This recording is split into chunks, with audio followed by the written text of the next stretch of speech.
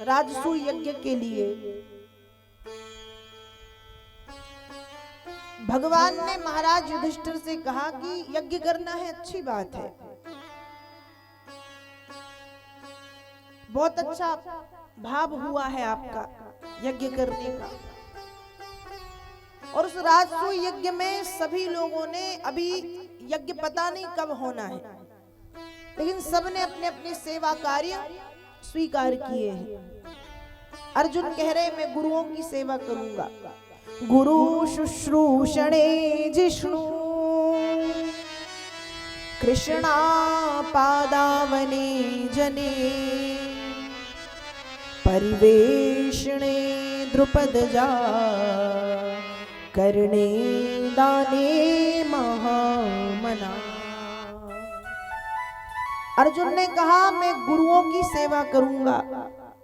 नकुल सहदेव बोले हम अतिथियों का सत्कार करेंगे। भीम ने कहा मैं भोजनालय की देखरेख करूंगा।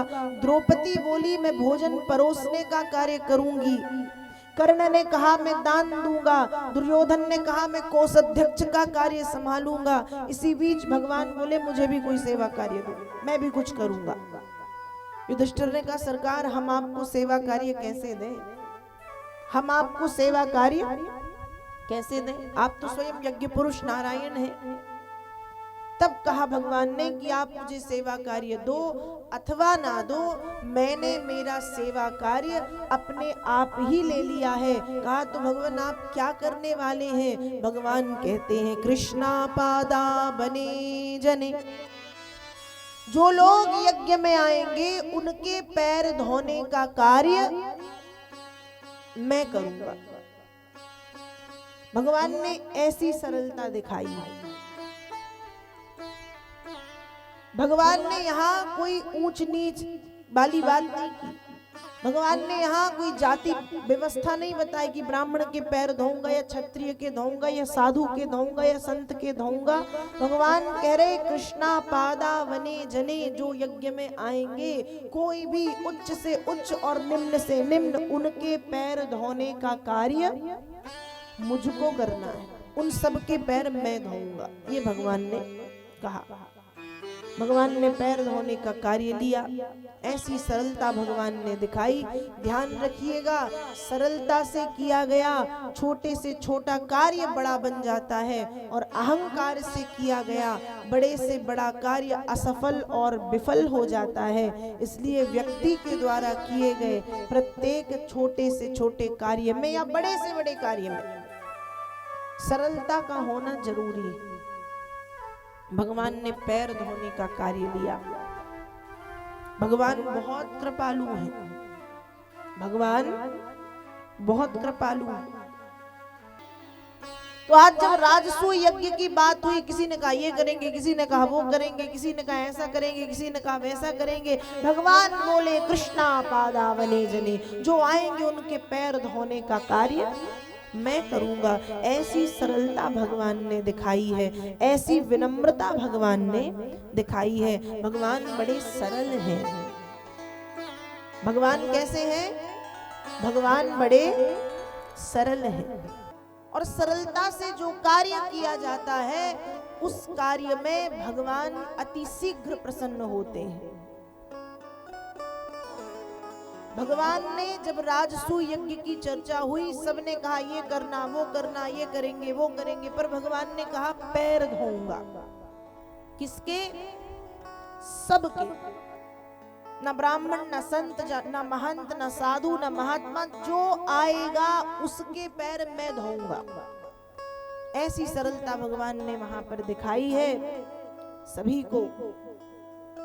ऐसी निर्मलता भगवान ने वहां पर दिखाई। समय बीता, सब राजसू यज्ञ करने के लिए तैयार हैं, पर भगवान महाराज युधिष्ठिर से बोले कि हे महाराज, जानता हूं मैं कि प्रायः सभी योद्धाओं पर हम विजय प्राप्त कर चुके हैं, लेकिन महाराज जब तक हम जरासंध पर विजय प्राप्त नहीं करते हम यज्ञ नहीं कर सकते। भगवान ने कहा गोविंद ये काम तो केवल आप कर सकते हो। भगवान ने कहा ठीक, मैं ही करूंगा। अपने साथ में भगवान ने भीम और अर्जुन को लिया। भीम और अर्जुन को लेके साधु वेश धर करके भगवान पहुंचे।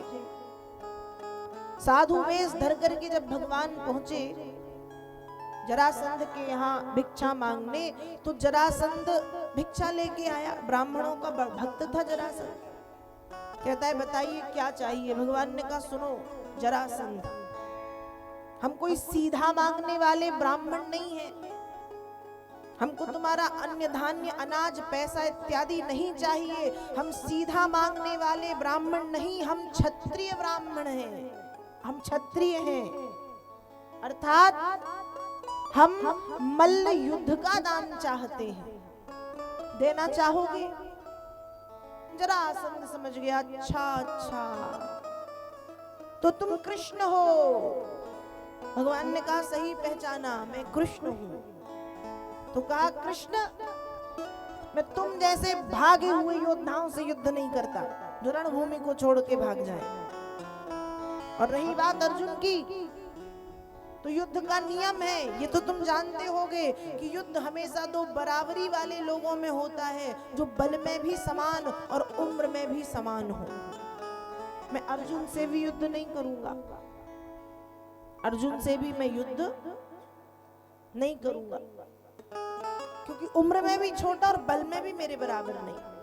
और रहा ये भीम, तो बल में भी मेरे समान और उम्र में भी मेरे जैसा, मैं भीम से युद्ध करूंगा। जरासंध और भीम का युद्ध प्रारंभ हुआ और 27 दिनों तक भीम ने जरासंध के साथ युद्ध किया। पर 28वें दिन जब युद्ध की बारी आई तो भीम ने हाथ खड़े किए, महाराज मैं युद्ध नहीं कर सकता, मैं युद्ध नहीं करूंगा। क्यों? कहा जरासंध बहुत बलवान है, मुझे मार डालेगा। भगवान बोले वाह भीम भैया वाह। अरे महाराज आप ही तो कहते थे कि उस जरासंध को ऐसे फाड़ूंगा जैसे कोई तिनके को फाड़ता है, उस जरासंध को ऐसे फोड़ूंगा जैसे मिट्टी के घड़े को कोई फोड़ता है। क्या आज आपकी वीरता कायरता में बदल गई? डर गए क्या? भीम ने कहा आपको जो समझना समझो, मैं उससे युद्ध नहीं करूंगा। भगवान ने कहा जाइए, युद्ध भूमि को छोड़िए मत, जाओ युद्ध करो और मेरी तरफ देखना। ठीक है। 28वें दिन युद्ध प्रारंभ हुआ। युद्ध करते करते भीम ने भगवान की तरफ देखा। भगवान ने एक तिनका उठा के उसको बीच में से फाड़ के फेंक दिया। और जब तिनका बीच में से फाड़ के फेंका गया, जरासंध को भीम ने एक बार नहीं कई बार बीच में से फाड़ा और फाड़ करके फेंका, लेकिन सिर से सिर और पैर से पैर जुड़ जाने के कारण वो जीवित हो जाता। भगवान ने फिर सारा किया, फिर एक तिनका उठाया, उसको बीच में से फाड़ के उल्टा फेंका विपरीत दिशा में, और बीच में से फाड़ करके जब विपरीत दिशा में फेंका गया तो जरासंध मारा गया। जरासंध की मृत्यु हो गई। भीम ने जरासंध का वध किया। भगवान ने निमित्त बना करके भीम को जरासंध का वध करवा दिया। ये जरासंध कौन था? जरा नाम की एक राक्षसी थी जो मांस खाती थी। सुबह होते ही मांस की तलाश में निकल पड़ती थी। छोटे मोटे जीव मिल जाते थे तो खा लेती थी। एक दिन ये राक्षसी मांस की तलाश में जब निकली तो इस राक्षसी ने एक कपड़े में बहुत सारा खून लगा देखा। जब उस कपड़े को खोला तो उस कपड़े में एक आधा बालक था, आधा मुख, सारा शरीर जिसका आधा है, सब कुछ आधा आधा। अब राक्षसी ने कपड़ा खोला तो आधा बच्चा, दूसरी तरफ एक और वैसे ही कपड़ा, उसको भी खोला तो वही दूसरा भाग उस बच्चे का। अब राक्षसी सोचती खाना तो है ही, लेकिन एक बार उसको जोड़ के देखती हूँ ये दिखता कैसा है। और उन दोनों आधे मांस के टुकड़ों को जरा नाम की राक्षसी ने जोड़ा। जरा नाम की राक्षसी ने कर दी संधि। संधि का अर्थ होता है जोड़ना। और जैसे ही जरा नाम की राक्षसी ने संधि की तो उसको नाम दिया गया जरा संध, वो कहलाया जरासंध। अब जैसे उस बच्चे को जोड़ा तो जोड़ते ही उसमें प्राण आ गए, रोने लगा। अब राक्षसी का मन बदल गया, मैं नहीं खाऊंगी, अब तो ये जीवित है। और राक्षसी उस छोटे बच्चे को लेकर के मगध के राजा के पास पहुंची, जिनका नाम है बृहदरथ। मगध नरेश बृहदरथ। राजा को सारी बात बताई, महाराज ऐसी ऐसी बात है, ये जो जरासंध है ये मगध के राजा बृहदरथ का ही बेटा है। बृहदरथ की 2 पत्नियां हैं और दोनों की कोई संतान नहीं है। तो ये जो ये बृहदरथ है, ये पहुंचा चंड कौशिक ऋषि के पास, और ऋषि के पास जाके कहा कि संतान चाहिए है महाराज। ऋषि ने कृपा की, एक फल दिया, पत्नी को खिलाओ। अब फल है एक और पत्नी है 2। राजा को भी कुछ ज्यादा समझ में नहीं आया, उसने एक फल के 2 टुकड़े कर दिए और आधा आधा दोनों पत्नियों को खिला दिया। जब संतान की उत्पत्ति हुई तो आधी आधी संतान की उत्पत्ति हुई। डर के कारण उन रानियों ने उस आधी संतान को कपड़े में लपेट लपेट के फेंक दिया। तब जरा नाम की राक्षसी ने कर दी संधि और उत्पन्न होता है जरासंध। तो जरासंध का जन्म ऐसे हुआ, ये भगवान जानते थे, और मरेगा कैसे ये भी भगवान जानते थे। इसलिए भगवान ने भी निमित्त बना के जरासंध का वध करवा दिया। जरासंध मारा गया। तो भगवान ने जरासंध को मारा। हम सुन रहे हैं कि भगवान के जीवन की विपत्तियां समाप्त नहीं हुई। जन्म लेते ही भगवान परेशान हैं। पैदा जेल में हुए, पैदा होते ही गोकुल गए, गोकुल से वृंदावन गए, वृंदावन से मथुरा गए, मथुरा से द्वारिका गए, और अभी भी परेशानी समाप्त नहीं हुई।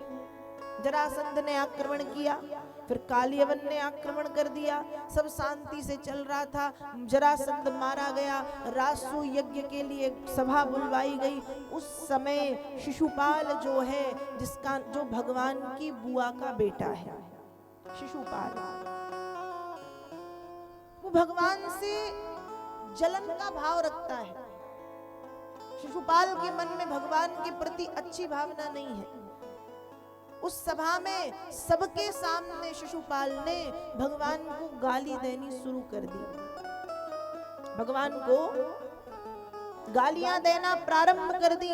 लेकिन धन्य है भगवान और धन्य है भगवान का धैर्य। एक गाली में सुदर्शन चक्र से उसका सर काट सकते थे, लेकिन उसकी 100 गालियों को सुना है। कितनी गाली सुनी शिशुपाल की? 100, क्योंकि अपनी बुआ को वचन दिया था किसकी 100 गाली सहन करूंगा, और जैसे ही 101वीं होगी छोड़ूंगा नहीं, मार डालूंगा। उसने 100 गालियां दी सबके सामने, देता जा रहा। भगवान सावधान भी कर रहे हैं, सावधान सावधान, पर गालियों पे गालियां, गालियों पे गालियां देता गया। और ऐसे करते करते उसने भगवान को 100 गाली दे दी। लेकिन जैसे ही 101वीं गाली हुई, भगवान ने भी सुदर्शन चक्र से शिशुपाल का सिर काट दिया और शिशुपाल की हत्या की। शिशुपाल मारा गया।